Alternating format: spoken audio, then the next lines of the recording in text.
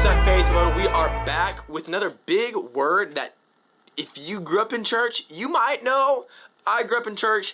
I didn't know until I was later on in my faith. And if you've never been to church, you look at that word and you're like, what language is this Christianity stuff? Today's word is omnipotent.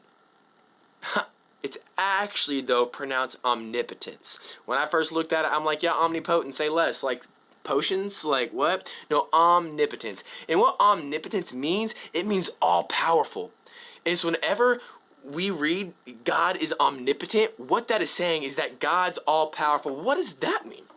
What does it mean that God is all-powerful? Well, again, if we want to base our faith off the Bible and we are saying, I believe in that, and we've already talked about why we can trust the Bible is true and it's valid, as the youth say, like, why do we know that? Well, we're going to look at the scriptures to understand what it means that God is omnipotent. So I'm going to use my cellular device instead of my hard copy Bible, because flipping through those pages would have been a whole lot harder than just I have them right here.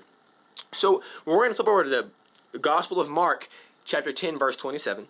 And it says, Jesus looked at them and said, this is the words of Jesus, the red letters. If you're watching our social media page, you know I was a kid that didn't know the Bible, obviously. Jesus looked at them and said, with man it is impossible, but with God, for all things are possible with God. Whoa. So, number one, that we can know that God's all-powerful, what that really means is, hey, you and I, we can't.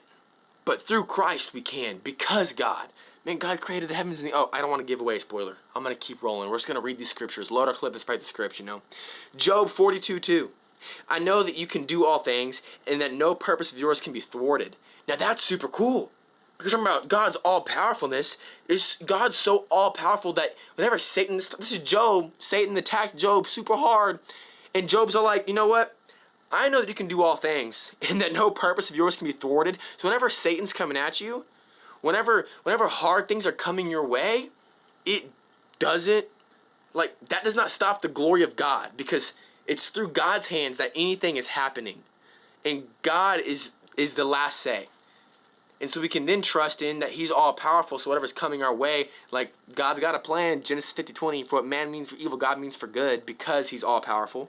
Isaiah 44:24, thus says the Lord, your Redeemer, who formed you, formed from the womb. I am the Lord, who made all things, who alone stretched out the heavens, who spread out the earth by myself. Bro, in His all-powerfulness, everything we know, this earth that we live on, like, that's all God. Through His hand, He stretched out His hand and boom, it was there. He said it and it came to fruition. Genesis 18:14. Is anything too hard for the Lord? Big question mark. At the appointed time, I'll return to you about this time next year, and Sarah shall have a son. Bro, He made a 90-year-old woman capable of giving birth. Yo, your body ain't got no more eggs left if you know how the birth process works. So that's crazy, because He's all-powerful. Science bends to His word. He does not bend to science. Genesis 1:1. This is the coolest one, man. In the beginning, there was nothing. God created the heavens and the earth. And then in verse 3, God said, let there be light. And there was light. Psalm 33:9. For He spoke and it came to be. He commanded and it stood firm. In God's all-powerfulness, I'm just reading scriptures because scriptures can preach better than I ever can. Is if we do base our life off that book, we believe that truth, then we can look to that truth to help us understand. Omnipotence means all-powerful. And that's that God. The God who speaks and it comes to fruition. The God who stretches out His hand and boom, it's there. And that's the God we get to pray to. And so although I'm talking about the word omnipotence, I want to make sure that y'all know that we serve that God who is all-powerful. So if you are going through something and you're struggling with something, or you're just going through a hardship, the one who is all-powerful can make a 90-year-old woman able to give birth. That God that we get to serve and we get to pray to, He's the one who's listening to your prayers. He is the one who's bending down, putting His ear towards you to listen to what you have to say. And so trust in Him. Have faith in Him. That no matter what's going on around you, He can turn any evil thing into His glory. So you get to pray to that God, the omnipotent God.